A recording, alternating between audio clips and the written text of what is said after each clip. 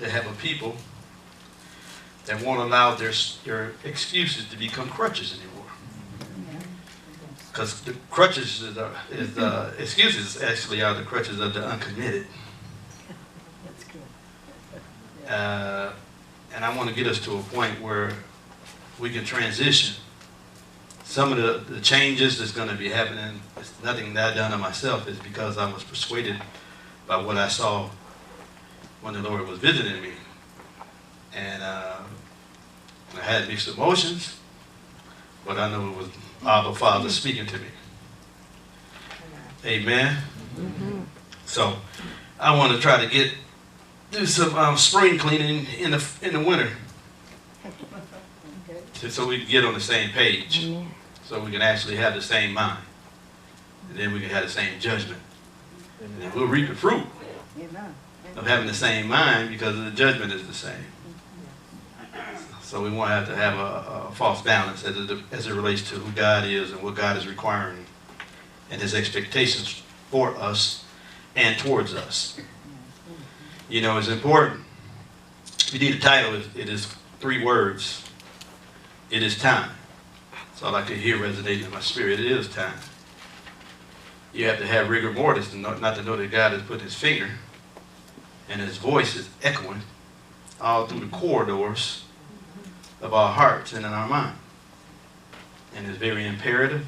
It's a necessity that we allow Him to have free reign. Amen. I really believe it. I believe something that I read a long time ago. I can't remember who coined the phrase, but I give him credit for it. This is what I penned some time ago. I think it may have been Graham Cook. He said, we're calling people up into their identity. We're creating an environment and a culture that calls people up.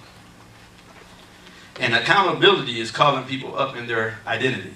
So you can't call people up into what God has set aside or assigned for them without accountability. And I believe God is putting, that's why He's speaking, that's why He's decreeing, that's why He's visiting, that's why He's opening up the eyes of our understanding. And the level of sensitivity has increased, and we're becoming more and more keen to what He desires. And that's what I want to accentuate it as. That's my call, is to call you up into the identity that God has set aside from the foundation of the world. Amen. Amen. Amen. There is something that God had on His mind towards you. He had thoughts of peace, not of evil. Even expected Him and established Him. Am I right? That's word, right? But we have to transition in our mind. You can sit there and gather all the facts and data and instructions and highlights and whatever and say, man, it's good that we be here. But we need to understand that it needs to be walked out. So I'm going to take your hand, just like you were a newborn, and I'm going to speak some things with me, but mostly milk principles, and hope that somewhere along the line you can digest it. Amen? Amen. So they become a part of your life. I'm not excited about just being able to logistically espouse certain things that out of my experience, because that's normally I teach out of my experience. I don't teach from what I hear from somebody else saying. I teach out from my experience. And so when I give you information, it has been worked out in our lives in a hope that you can carry the baton and pass it to the next generation. Amen. So the vision won't fail. So it just won't be some plain symbols or just something that's tossed around into the ethereal, to the visible realm. But it's so that it can actually become a part of our lives here and now. So let's just say you never heard some of the things I'm going to share, and play like you know what I'm talking about, even if you don't. Hopefully you do. How many know there's 2 callings? How many know there's 2 callings, ultimately? How many know, I'm going to say it again until I get the majority. How many know there's 2 callings? If you don't know, there are 2 callings. Well, write them down. There are 2 callings. You're probably saying, well, I'm thinking about 5-fold ministry. Those are not callings. They're in our office, they're gifts. I'm talking about there's two callings. Amen? Let's go to Philippians. Two callings. There are two callings all believers must answer. And I said that before, but I don't believe all believers are going to answer it. But the opportunity that God has given us from the foundation of the world, we have the capacity or the potential to become some things that God had on his heart from the foundations. Amen? In fact, God had to adjust me in some thinking. I got another message I'm working on. As he is, so are we in this world. He had to adjust me. He said, well, you know, we always talk about the Genesis mandate is comprised of 5. But he said before the fall, before I gave them 5, they had one duty, one calling. That was communion. They walk with him in the cool of the day. You can't be fruitful and multiply and all those things without communion. Am I right? And most of us trying to execute a judgment that's written, but yet we haven't gotten the instructions from him. And so we're beating the air. We're not using wisdom. And it's making us anemic to what he wants. We'll go to verse 13, I think. Brethren, I count not myself to have apprehended, but this one thing I do. I'm in chapter 3 and 13, my fault. Chapter 3 and 13. Did I say 4? Okay, 3 and 13. Brethren, I count not myself to have apprehended, but this one thing I do, forgetting those things which are behind. Now, what things are behind?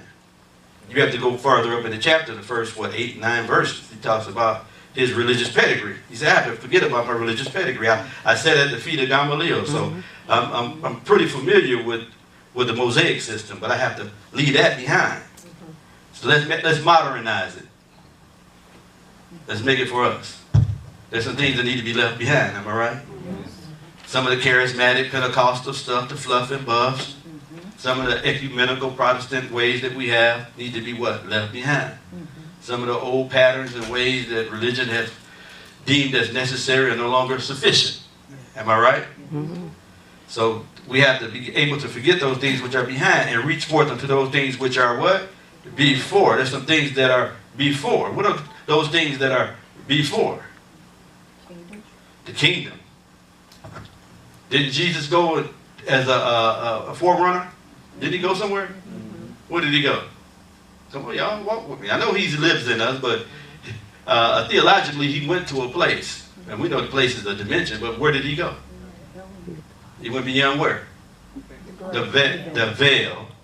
Remember Hebrews 6 and 18? He was the prodromos, he was the forerunner. And what was it before? He went before. Let's go to Hebrews. Come on. Hebrews 6. We'll come back.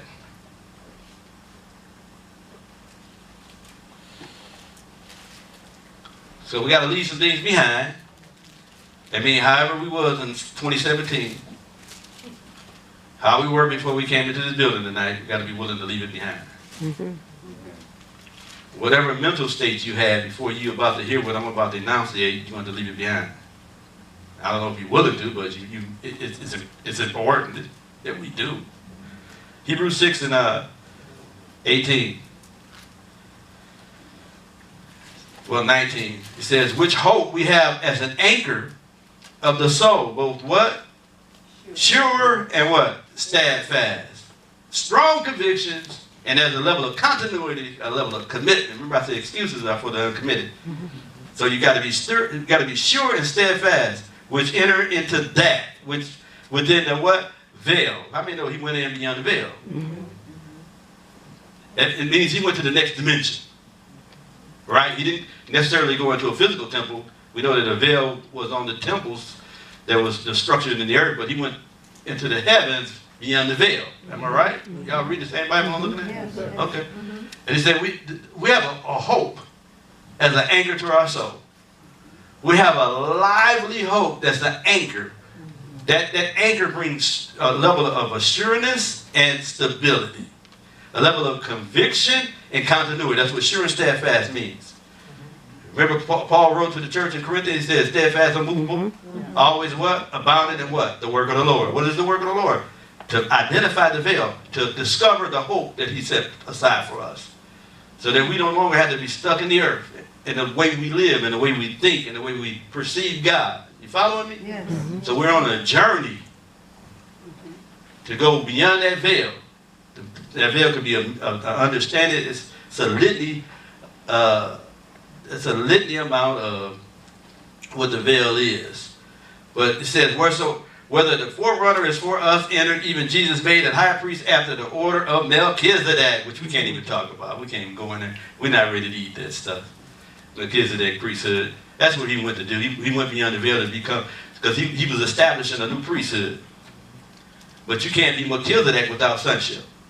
Hebrews 5 lets us know. Though he was a son, he learned through suffering. He became obedient through his suffering. But he was a son that was connected to Melchizedek priesthood, which we're not going to talk about. But we're going to go back to Philippians so I can finish out. Philippians 3.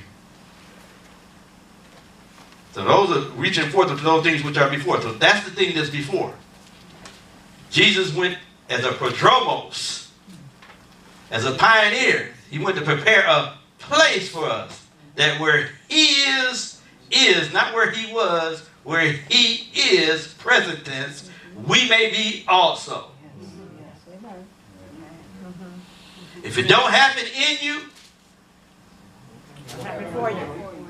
It'll happen through. it's got to happen in you. And if it don't happen in you, it will never happen for you. Yes. Yes. If it don't happen in you, your belief systems have to accommodate that thought. You have to meditate on that thought. You have to take your whole life and create a culture with that thought. Create an environment with that thought. It's not spooky.